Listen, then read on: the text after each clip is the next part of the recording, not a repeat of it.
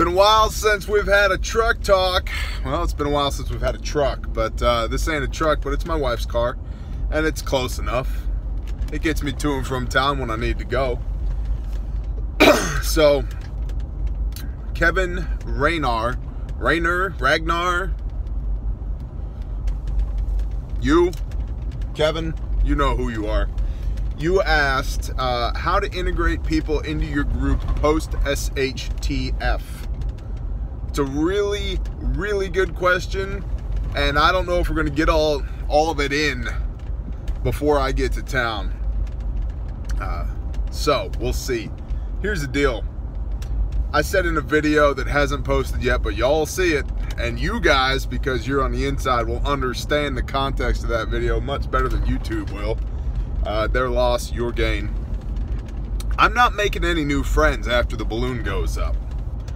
If the Father brings somebody to me and lays it on my heart that I am to steward them and facilitate for them, that's one thing. But I am not going out of my way to start making friends after an event. I can't. How do I vouch for you? How do I, what's the word I'm looking for here, right? Oh my gosh. I want to say validate, but that's not the word. You guys know what I'm talking about. You guys are clickety-clacking on the keys right now going, T, the word is, right.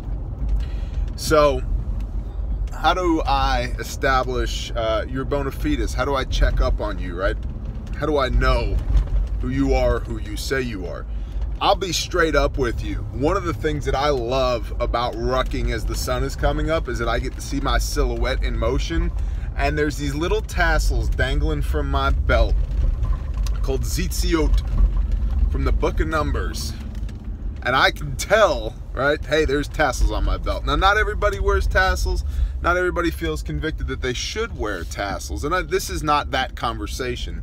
But I do know I have Hebrew IFF, man, identification, friend or foe. Because I can look, and I do look, at people's belt lines. And if I see Zitziot dangling, I know, hey, man, I can at least have a conversation with this guy. Now, does that mean all Hebrews are kosher? See what I did there? No, it does not. But it's a starting point, right? We have an ethical and moral congruency, right? We can probably get on board with most of the same things. There is a truck all the way in the woods over there. That's not a great place for a truck. Something bad happened. Okay, we'll check on that when we come back. There was nobody there. The lights were off. It wasn't running, so cool. I have a place to start with these people. Beyond that, man, listen, I am not looking to make friends after the balloon goes up. I don't have the luxury.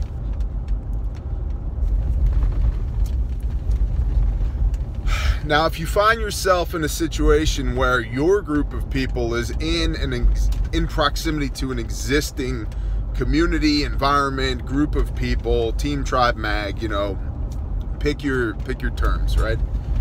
How do you learn to play nice with them after the event, after the balloon goes up? Well, you should be playing nice with them now. And should your ulterior motives be known? No, not immediately. No, not immediately. Unless they're straight up into preparedness and they're like, look, we're looking for more people. Cool, I'm more people. Let's be friends. But other than that, you know, if you're dealing with an old farmer, you know, a chicken farmer or a cattleman or a hay farmer or whatever, you know, he's probably not going to entertain a long drawn out conversation about, you know, economic collapse and civil unrest, and then Russia and China are going to come in and pick up the pieces. He don't care. He doesn't care. He just got the bill from his vet and he's not happy. He doesn't have time to talk to you. Okay?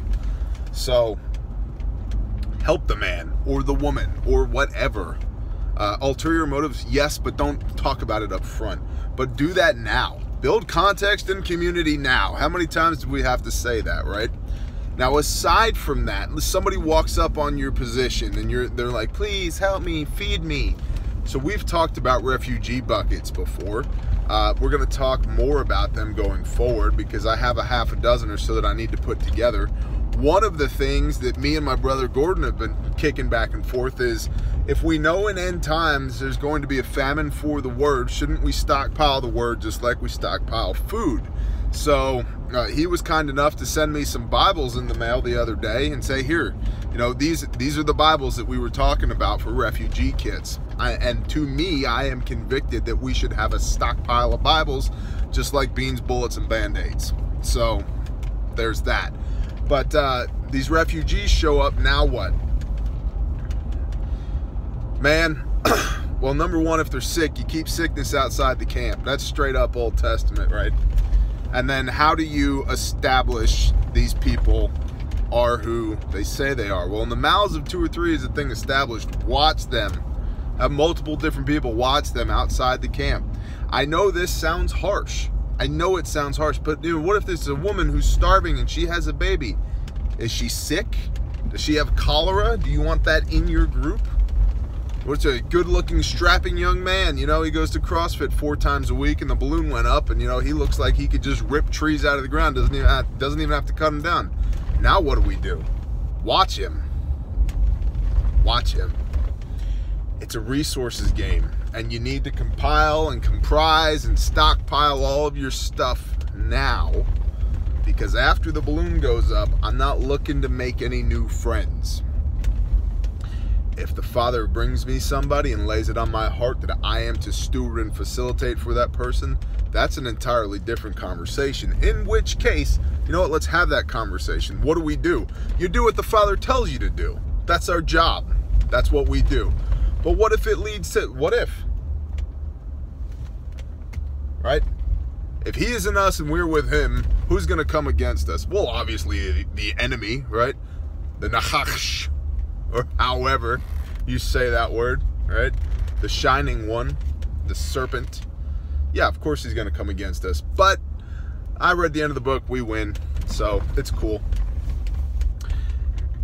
I will steward and facilitate for that person if I am convicted to do so. Period. The end.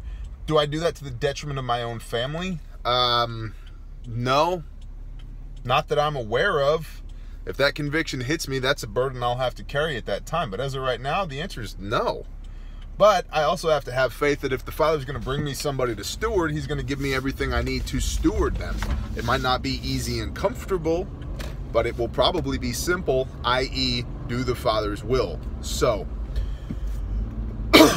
how do I integrate people after the balloon goes up into my tribe? I don't. How do I integrate my tribe into other people after the balloon goes up? Extremely carefully. Slowly. Making no assumptions whatsoever. Making no assumptions whatsoever. Slowly. And listen, you test loyalty, right? You give somebody a little bit of power and a little bit of leeway and see what they do with it. And if they can't be a good steward of that, you don't give them any more. And if they misbehave, you slap them on the wrist once and you excommunicate them the second time. Because once the balloon has gone up, you don't have time for that. You don't have time for it.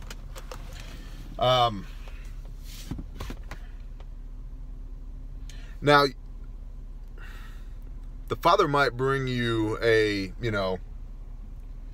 CSAR swimmer or a, combat medic, quad zero, or, somebody who just rocks at organic gardening, or, a jack of all trades who just nails it, right? Some valuable people. Then what? Man, IFF, right? For me, it starts here. I'm looking at the belt line. Right? I'm watching the person's eyes, their mannerisms, the way they move, the way they carry themselves. Are they nice to children? You don't have to entertain brats, but are they nice to children? Are they respectful towards women? Do they carry themselves with their shoulders back and their chin lifted, head held high? Right? What's their posture like? Do they exhibit any signs of mental illness, stress, anxiety? Right? If they're passing the sniff test, next step, bring them in, but keep them at a distance. Just a little bit. I think it's more important for you to develop protocols for, DG, Dollar General, got to pick up some thumb drives. It's more important for you to develop protocols for your situation than it is for me to list off a bunch of protocols for your situation that may not be applicable. But eyes wide open, man. Eyes and ears switched on. I'm not looking for people after the event. I'm not. And that's just where my heart is right now. If they come to me, if they are brought to me, I will address that as I can, as I need to. Based upon the urgings of the Spirit, truthfully. And even that is going to be a slow roll. I'm not letting somebody in full blown after the event and having them come in and tear apart everything we worked so hard to put together. Things are going to be different. Times are going to be different. And if you can't get your head there now, you're not going to make it very long then. So my thesis on after the balloon goes up is, again, I'm not looking for friends. I need to make friends now. I need to be integral to the community now.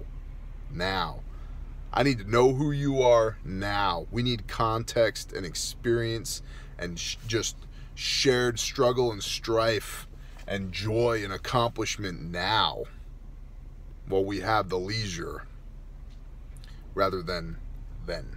So, man, that's what I think about that. I don't know if that's the answer you wanted to hear, but that's my answer. So, shalom, my young brother. We'll talk soon.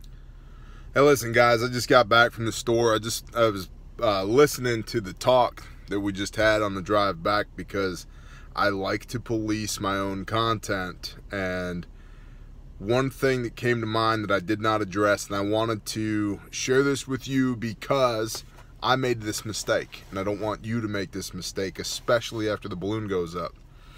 When I was forming the MAG, the original MAG in Texas, I recruited a bunch of people based upon skill sets. What I failed to really weigh properly, because it was on my radar, but I was not giving it the proper weight in the assessment of people as in individuals, was the content of their character and how much they wanted to be there. Were they bought in? I had a bunch of badasses. I mean, doctors, nurses, a whole bunch of military guys, great comms guys, IT guys, shooters, movers, awesome gardeners, chiropractor. I mean, tons of people. Really awesome skill sets. Diesel mechanic, an electrician, jack of all trades right here. Great skill sets. You know what I had a really hard time doing? Getting people to buy in. So don't be fooled, or don't just fall in love with the next shiny object when the balloon goes up and you really need a woodcutter, and somebody that looks like the Millennial Man, handsome, strapping young lad, comes walking in with an axe over his shoulder and says, "I'll cut your wood."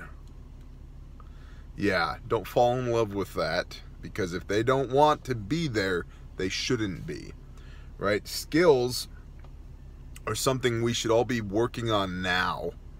And dragging people along or bringing people into the camp that don't necessarily want to be there is a losing proposition. It did not work for me in North Texas.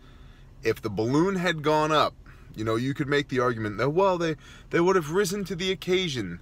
No, people don't rise to the occasion, right?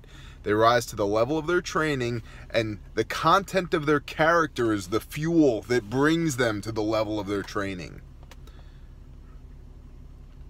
They don't have much of a character in the first place. They're not worth playing ball with.